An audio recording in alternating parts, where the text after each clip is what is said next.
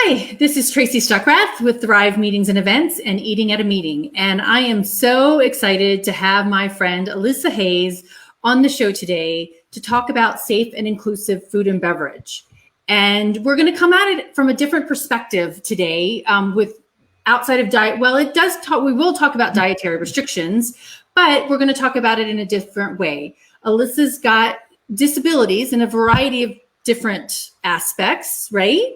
Yes. She is a certified ADA coordinator, which I am working towards getting. And she is also a certified speaking professional. And in her day job, she helps leaders build resilient teams and social conscious impact with their organizations. And I love her message and what she does, and we're going to talk about it now. So hi, friend. Hi, friend. How are you? I'm doing great. How about you? I'm doing very well, thank you. Just got off a retreat in Colorado Mountains, so that was nice for 3 days. So relaxed. So as I mentioned, and actually I put it in the little ad, promoting the session. I said Elisa and I met at an event where she wasn't included, completely included because of her disabilities. And so I guess we should start off actually with what disabilities do you have? Do you want to explain that? And then explain how we met? Sure, absolutely. It's like, how did we get to that point? So we got back just a little bit. And I'll give the very short story. If people want the long story, they can go to my website. They can stalk me online. The short story is that I had 2 employees in a truck pulling a trailer on a highway in Oklahoma, and we got caught in an ice storm and ended up jackknifed on a 2-lane highway. In my efforts to put the lives of my employees first, and they're alive and well today, I ended up, yes, that's fantastic. I ended up being the last person to try and evacuate the truck because we were stuck and could not move. There was oncoming traffic coming up behind us. And in the process, we were hit by a semi, then by an SUV, and then another semi truck that was going 65 miles an hour on cruise control hit my body on the run without him ever touching the brakes. Right. I know. It's unbelievable. So I was launched 90 feet through the air, impaled on a cable guardrail, my pelvis folded in half, and arrived at an emergency room with eyes fixed and dilated, no pulse, not breathing in these COVID times when I talk about, hey, yes, I have woken up from being on a ventilator. I had that experience. By the way, ladies and gentlemen, it's not fun. You don't want to be there.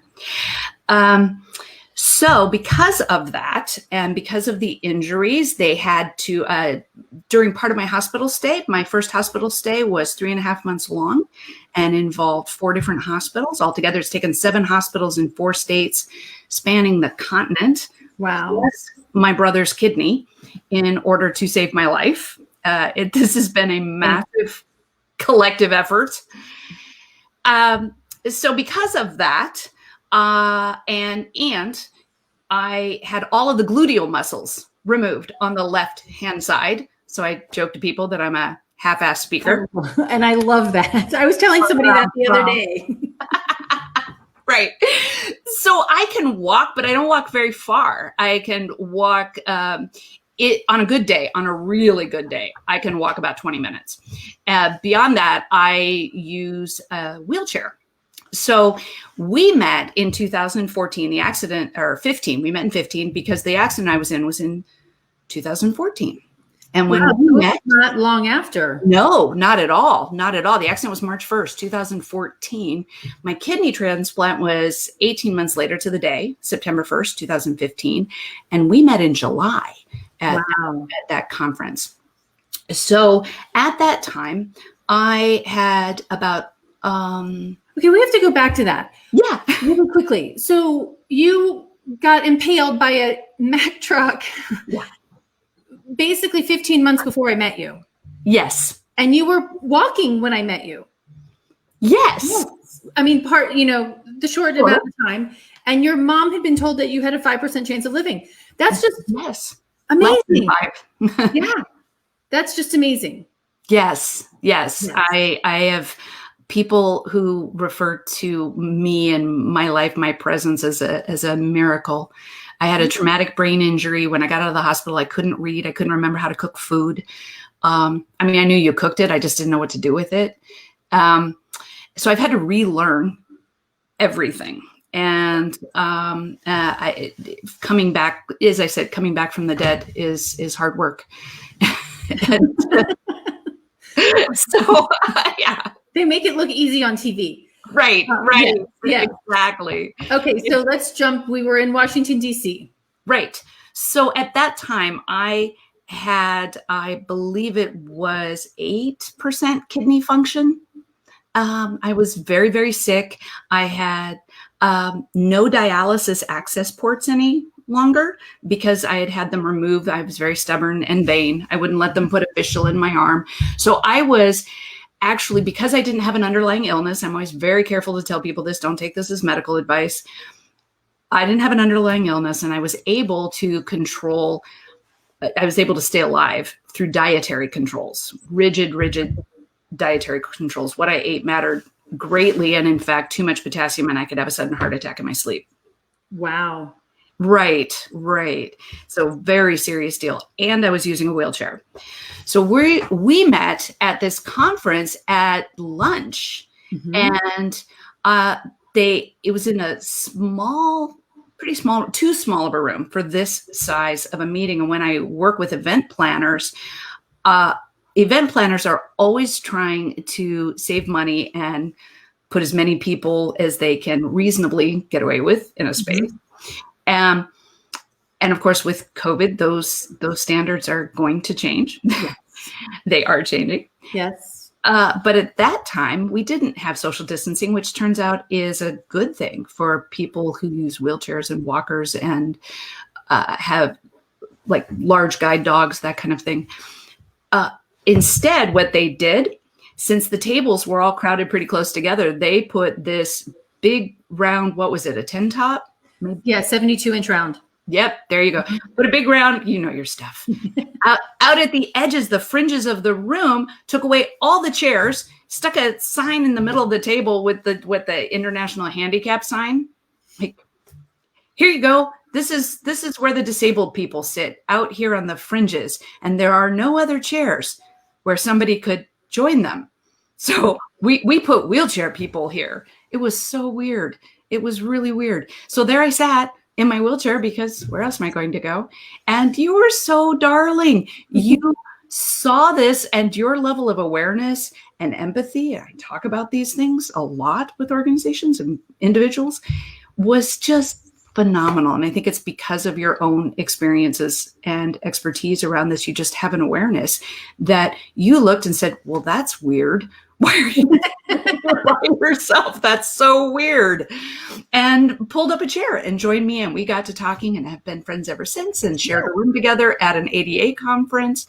And it's awesome. Yes. And at that conference, I also couldn't get through the buffet line. I couldn't get through the buffet line in my wheelchair. I couldn't do anything independently. We're talking about independence, July, and independence and dietary independence. I couldn't get food by myself, which is really complicated because I also had such severe dietary restrictions that without being able to get the food myself and be able, how am I going to explain to somebody like, oh, so what's your experience with kidney failure? And let me give you the list of things I can't eat. Right. It just doesn't work. But at that particular time and in that conference, there just wasn't an awareness around that. I don't remember what the signage was like. How was the signage for you at the buffet? I don't think it was very clear. I ended up getting a personalized plate delivered to me. I know there was soup at the end of the buffet, but kind of just watching you walk through the buffet. And I think you did get out of your wheelchair and use your cane. I did. To do that. But there was also no one there at the buffet line, no servers there at the buffet line to help you get your food. And I think that's something really important to think about if you do, and you should be asking about disabilities. Do you have a wheelchair or scooter, and do you need any kind of assistance? Because that's something that a server could actually help you with. Absolutely. And if there had been somebody, because I had a cane in one hand and I'm trying to hold a plate in the other and dish up food from a buffet. Right. With only half of your rear end. And missing half my butt. I don't dish up food from a buffet with my rear end for the record. That would be weird. But, yeah. Right. So you're not, I mean, you're not stable on 2 feet is what I was trying to say. I know. I'm just for everyone else to understand. It's early on the West Coast. I'm just Yes. So, right. So for me to stand and try and balance on my cane, all of that's a project by itself, let alone trying to balance a plate, right? In all seriousness, and use whatever serving utensil to try and get that done. And there was nobody there to ask what all is in this item, and how is this made? What is included in this? Because what people don't realize is the list of things that for some people with some dietary restrictions, and it would just happen to be my particular case, the list can be pretty extensive, and only people who live it 24/7 really know what that feels like. And so people will say to me, well, just get help. Well, that's more complicated. I need somebody standing there that I personally can ask questions of. Right. Yep. And servers get busy, and and actually when we come back to COVID, when we start meeting again, I think the number of staff are going to be a lot more limited, because a lot have been furloughed, and bringing them back, because hotels don't want to have, or don't have the capacity to bring everybody back when they don't have the events to staff them for. Right. So it's going to be a big balance that we're going to have to do. But I think being upfront and figuring out this labeling and service methods for individuals with disabilities, whether it's food allergies or physical disabilities, is something that we really do need to pay attention to, even more importantly now. Absolutely. And so as we're talking about independence, and we're talking about coming back from COVID and coming back to live meetings, the other part of this equation is not only do I use a wheelchair, and I now also have a service dog. She's a little 12-pound dog that sits in my lap. Cute. She's adorable. Her name is Belle. And she's like my favorite thing to put on Instagram. It's just pictures of my dog. So not only are there those aspects, and in many ways COVID will actually help with the amount of space to get around, but the other piece of that is, because of my having a kidney transplant, I now take immunosuppressive medications, that's anti-rejection meds for organ transplant recipients, which is thousands of people.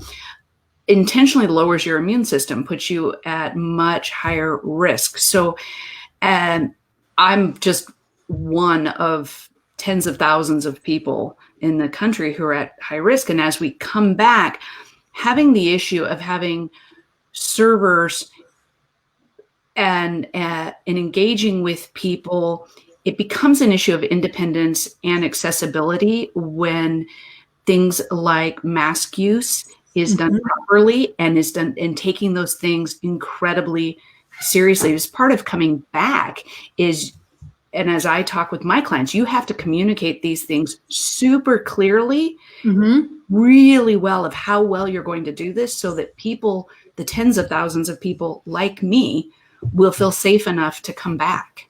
Right.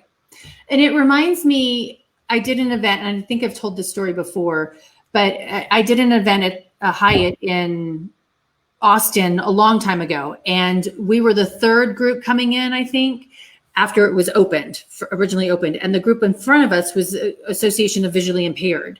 And someone joked that, oh, well, they don't need to have the hotel ready for them because they can't see it.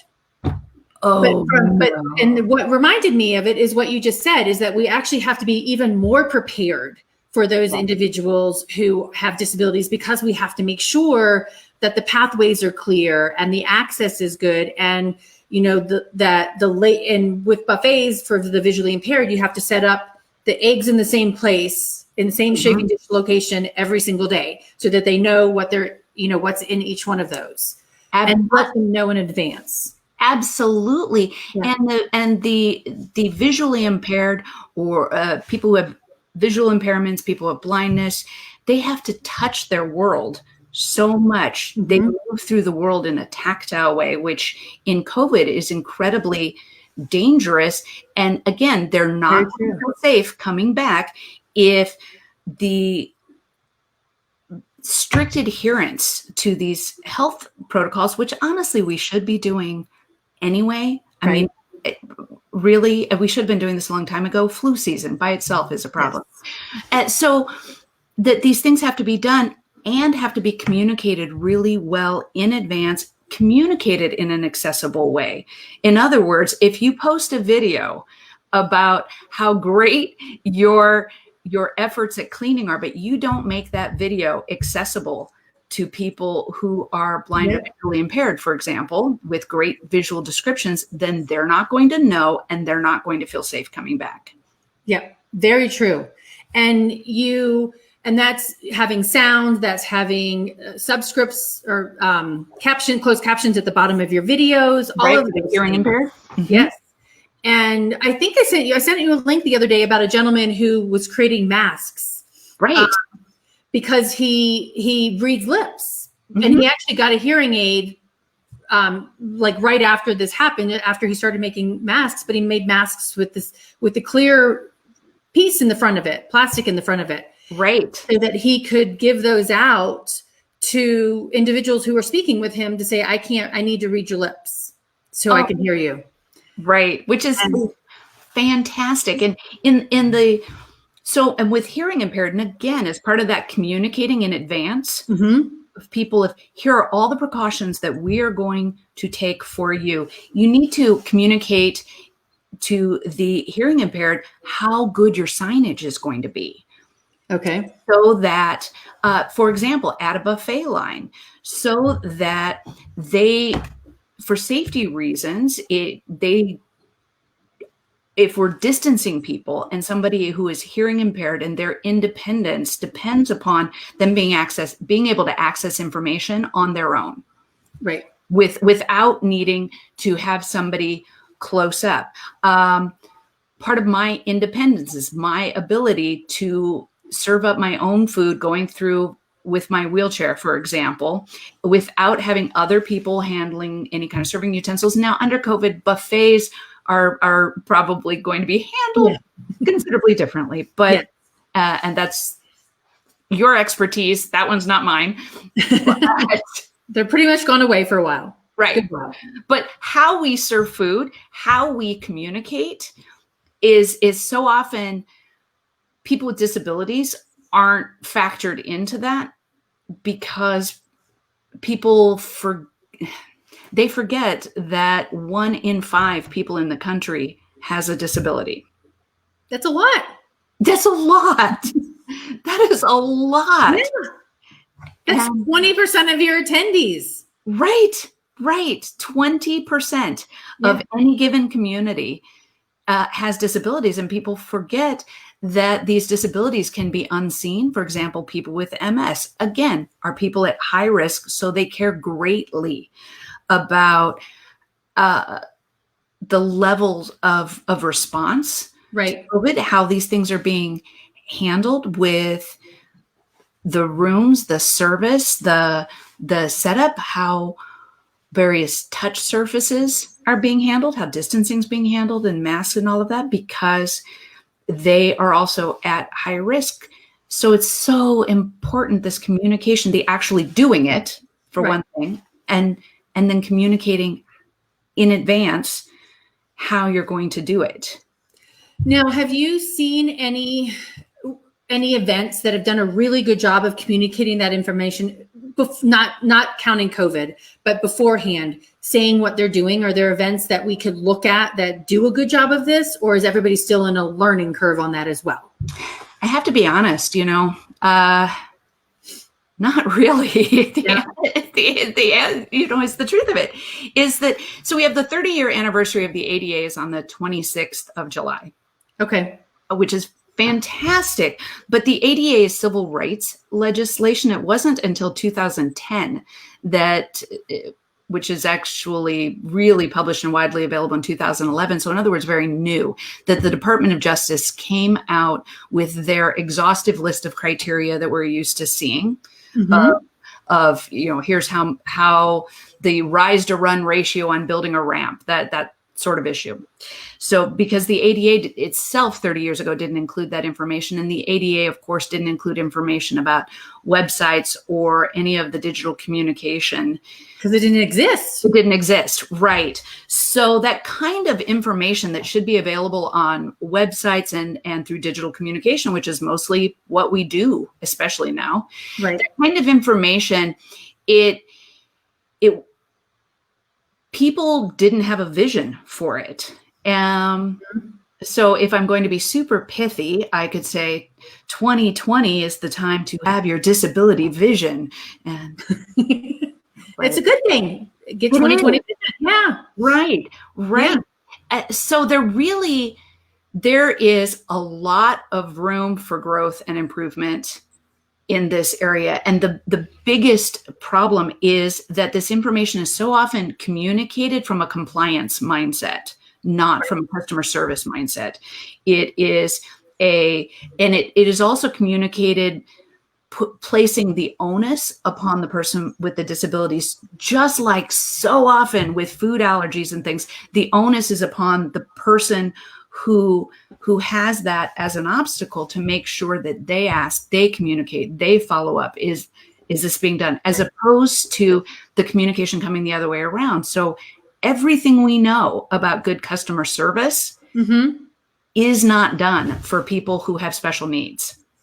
Well, and that reminds me of two stories. A hotel general manager said to me, she's like, I was giving a presentation to a group of general managers, and she's like, yeah, that they can figure it out on their own, and I mean, this was like 2 years ago, and I'm like, I wanted to like jump over the table and like, no, but then, another person just a couple of weeks ago said, yeah, they're used to, not having options to eat at events. And so it's okay. And I'm like, it's not okay. I mean, if I'm paying the same amount of money as Elisa is, and you're feeding me, then I should have something to eat. Well, we had a circumstance like that at the conference where we shared a room. Yes, we did. Oh my God, you helped me so much because I was so upset. And I felt really bad for you. I think you should explain what happened. So we were going in this, to be honest with you, we were going through a training around the Americans with Disabilities Act. And I'm like, okay. And I have done my due diligence. I've called multiple ADA offices and said, this does fall under here, right? And they're like, yes, it does. But when I come to this conference, they didn't ask about dietary needs. They didn't give me a meal card of any sort to get to the staff. And so I'm going through the buffet, and that event, there was one woman standing there, but nothing was labeled. And she's like, and I'm like, I can't eat any of this. And I got so frustrated, and I walked away, and you're like, nope. This is what you do. This is, you're going to go back and you're going to stand tall and you're going to say, I need something to eat. Right. You are not going hungry. This is right. Not okay. Exactly. And so I did, and we ended up getting the banquet captain and the event manager there to bring me some chicken and broccoli. And so I did eat, but it's just frustrating but it's frustrating that the organization that was hosting it didn't even realize that aspect of it in what they were communicating as well. So when you were saying there's still a lot to learn, everybody, even the people giving ADA conferences, have a lot to learn about it. Right. Yeah. Absolutely. Well, and part of it falls down to people placing the level of responsibility on someone else. Because you've got meeting planners who will put the responsibility on the food and beverage director of food and beverage manager at the hotel. And put it on the sales manager, the food and beverage manager of that event. And see, in full disclosure, I used to work behind the scenes with the food and beverage director and the sales director of a major hotel. I was their assistant. So that's why so often I'll walk into the back of house of a hotel and go, excuse me, I'm going to need the F&B manager on duty. Yeah. They look at me Can't do that anymore, but yes. Right. I know. It's, who are you? But, so the meeting planners who are the customer of the convention hotel, let's use that type of property as an example. They will, in all of their busyness to plan their meetings, who are our speakers, what are our events, everything else, they pick out a menu and then they place all the responsibility for everything else over on the property managers, property owners. The property is placing the onus on their customer, who is the meeting planner in that event, saying, well, they'll tell us what they need. And what ends up falling through the cracks is people like you, people like me, who have other needs and nobody's asking, which is what puts us in the position of having to be these strong advocates for ourselves. And just not everybody is comfortable speaking up like that. And you end up just losing people who will say, you know what, this is too much trouble. This is uncomfortable for me. This feels awkward. Yeah. Right. And they'll walk away. They'll have a bad experience, or they'll roll away, as the case may be. Yes. And they won't want to come back, which is now more than ever. We want 100% of the people who we are including in our events to love it. So true. I mean, because we're wanting to bring people, we so want to get back to meeting, and we need to make sure that everybody that does come stays and wants to come back. Absolutely. Because then they're going to communicate it out. Good news spreads faster. Well, I don't know. Let's hope it spreads faster than bad news. Well, these days, good news spreads really fast because people are excited to hear it. That's true. Yep. Right? Yeah. And here's the thing people don't realize is you can have 100% of the people attending the event be like, wow, I had great food. It was so easy to get the information that I need. I had great accessibility. All of these questions were asked so that all I had to do was answer the questions, and then somebody actually followed up and provided with what I need. So you can do that. And if you do effective PR and communication in advance about the event and how you handle that, you can attract even more people, because so often people with disabilities haven't gone or been engaged in events. I work with a lot of live events, fairs, festivals, that type of event, all canceled, and they don't go. One of the things I've talked about is you think, oh, well, none of those people really come, and those who do, they rent a wheelchair. And all they're thinking of, much like COVID, is the old people. Which isn't true, which isn't at all true, because what people don't realize is that people with disabilities are not those poor people. There's that othering mentality, and that mentality of, here's these people we have to take care of because they're those poor people. Instead, no, people working age, people with disabilities have more spending power. They actually have more disposable income than the African American community and the Hispanic communities combined. Wow. Yes. Yes. That's huge. It's a 2018 research report. And if you want to dig through the data, the links are on my website, but it is so true. People are literally leaving money on the table by not appealing to people with disabilities. Well, and I don't know, I'm going to say the number wrong, maybe, but food allergy families, it's a $25 million, they spend an additional $25,000 a year to feed their families. And so think about that too. I mean, if they're not coming to your event because nothing is labeled and nothing is communicated, what's that market? And there's 32 million people in the US that have food allergies. So, and 27 million of them are adults. So they're coming to these events. And so if you want them to come too, it makes it such an opportunity for clearer communication and an inclusive, independent experience. Absolutely. And independence is dignity. Right. It's really, independence is, well, it's great to talk about independence in July, because it's the 4th of July. But it's so important that people be able to go to events, whether it is conferences, live events, whatever the type of meeting is, or just business meetings in a corporation. It is so important that people be able to go and feel like they can function independently. They look better professionally if people are there at a professional event. It makes them look better. And if you don't provide this for them, the level of discrimination, the popular term, the microaggression that happens, is that you are unwittingly putting someone in a position of not looking like they have the independence to be in a higher position within an organization, for example. That makes sense. Right. But you're infinite. I can't even pronounce the word. How do you say that? Infantilizing, Yeah. Okay. Making them feel small. Like children. Or childlike. Yeah. Exactly. And so one of the biggest frustrations of people with disabilities, for example, wheelchair users, because I became disabled at 46 years old. So I honestly, it's embarrassing to admit, but I thought stories like this were exaggerated by I'm going to use a horrible term. Don't anybody ever say this, but I get to say it. Is that angry cripple stereotype. And I have to honestly confess, that's what I thought was going on, until I had over and over and over total strangers push my wheelchair around without asking me.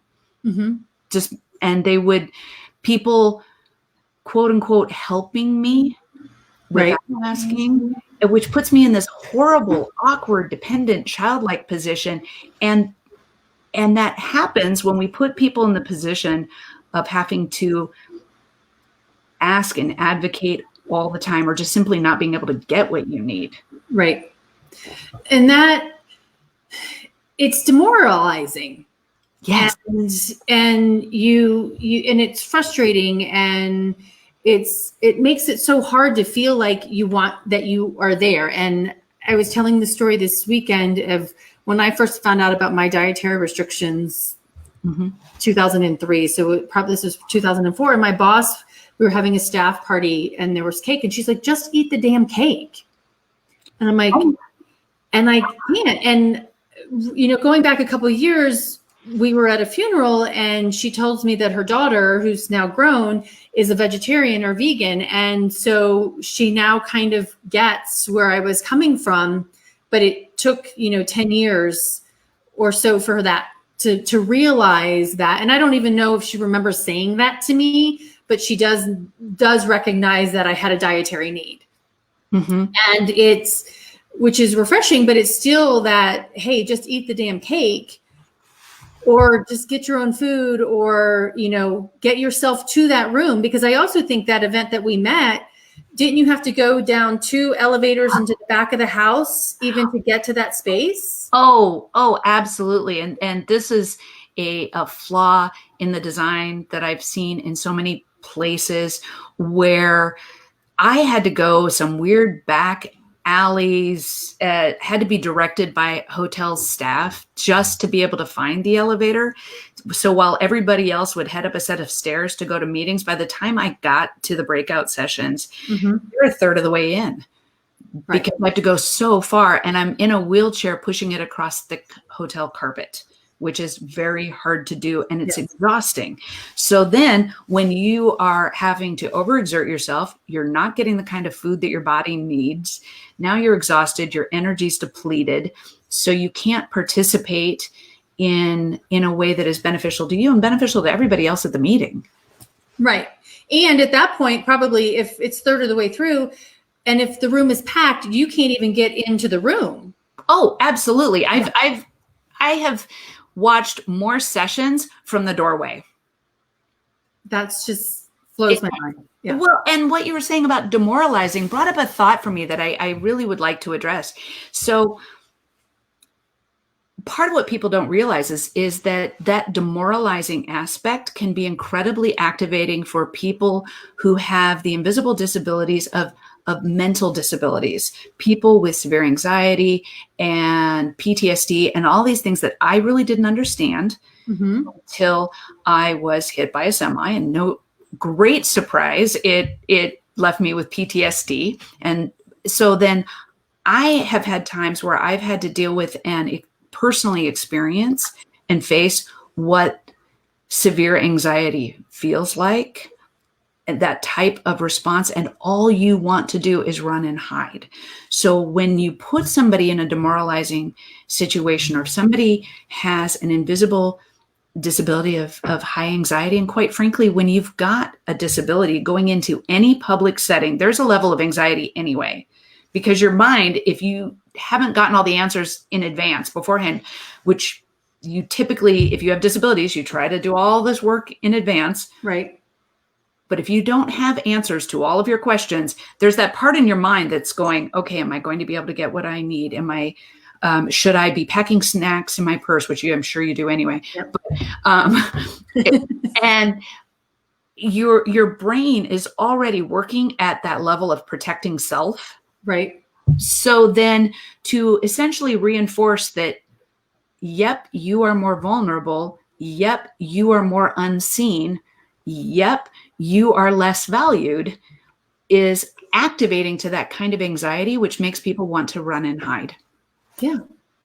And that anxiety too, it just reminded me of a conversation on food allergies. I'm like, because you're going through the buffet and you could die if you eat something, I mean, there's countless stories that I have of, people asking waiters, does that have any nuts in it? No. And then there's shaved hazelnuts on top of the cheesecake. And, 10 minutes later, they're in the ambulance to go to the hospital. I mean, and so the anxiety, all the pre-work that we have to do to get to an event, it doesn't match. I'm a meeting planner too. It doesn't match all the stuff that we have to do. And we are asking you add more to your plate, but you're going to create a better experience that's going to, like you said, bring more people in the end and help somebody enjoy that event and get more out of it than they probably thought they would. Right. It's part of it is understanding what the value is, because to hear all of this as a meeting planner is exhausting. You're like, but great. Because what I was doing? I was sitting around with an extra couple of hours in my day and nothing to do. I was wondering how I would fill that time. Right. That's not happening to anybody with anything. No. So the value of that is that you bring more people, you increase revenue because you can attract more people, you can keep more people. As we all know, it's easier to keep a customer than get a new one. Right. And if your customers, for example, if it's an association meeting, your customers are all the people who are coming to the association meeting. I've been on that side of the table too. And you work really hard to try and attract those registrations. But if people are like, yeah, oh my gosh, I went last year and it was so much work, it was exhausting, and it really wasn't worth the money, then people aren't going to register. So there's that value of being inclusive, but there's also the issue that inclusion now is such a hot topic that by being visibly inclusive as an organization, you're just more relevant. So you don't look outdated. You look like, hey, we are paying attention to what the current trends are, which is the type of impression you want people to have. Right. Yeah. And as we get back to doing all of this, I think that has so much extra value to it as well, because you're going to say, and this is the time to look at, who is our market and who are we missing?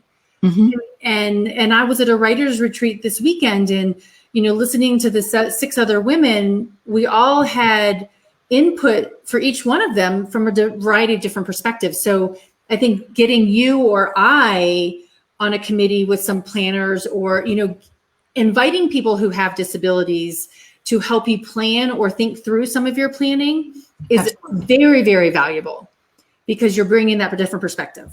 Absolutely. I was thinking about that because I don't want anyone to feel overwhelmed. Right. And it is a lot of information. And that's why bringing in outside help, people who that's what they study, that's what they do, that's what they live, can make an enormous difference, because it's just a lot to know. And that brings some peace of mind to it.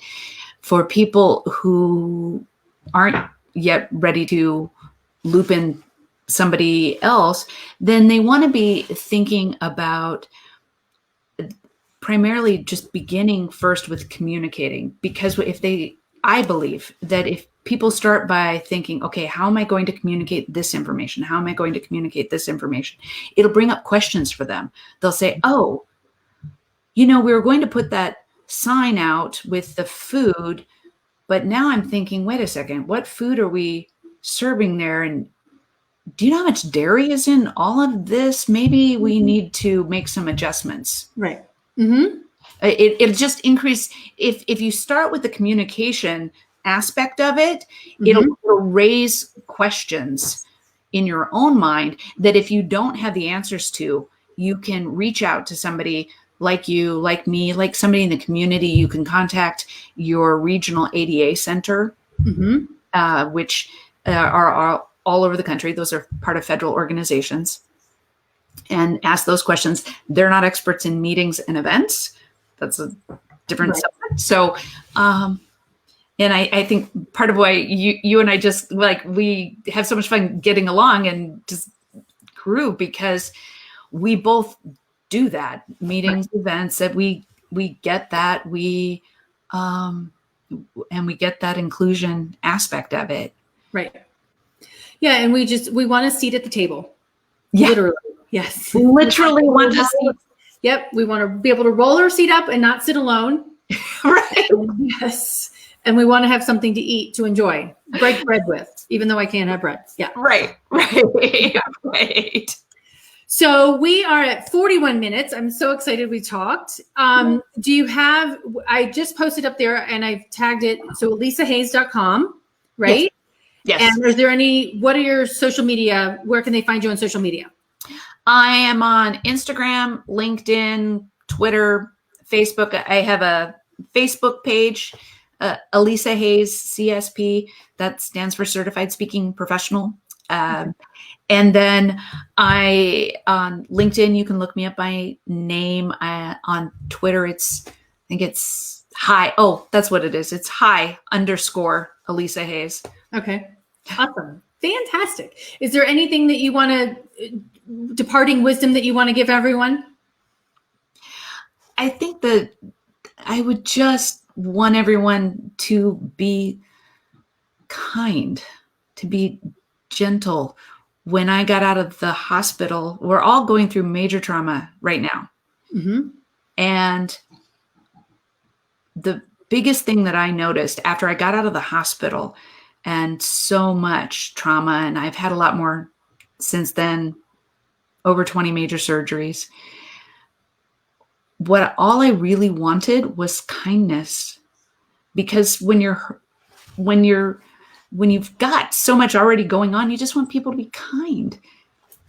And I think that for meeting planners, and when thinking about issues of trying to be accessible to people with disabilities, people with special dietary needs, you want to remember that it's not a burden to be kind. Love that. And we're going to end on that. Thank you so much, Elisa. I really appreciate you being here. Thank you for asking me. You're welcome. This is Tracy with Thrive Meetings and Events and Eating at a Meeting podcast. Talk to you next time.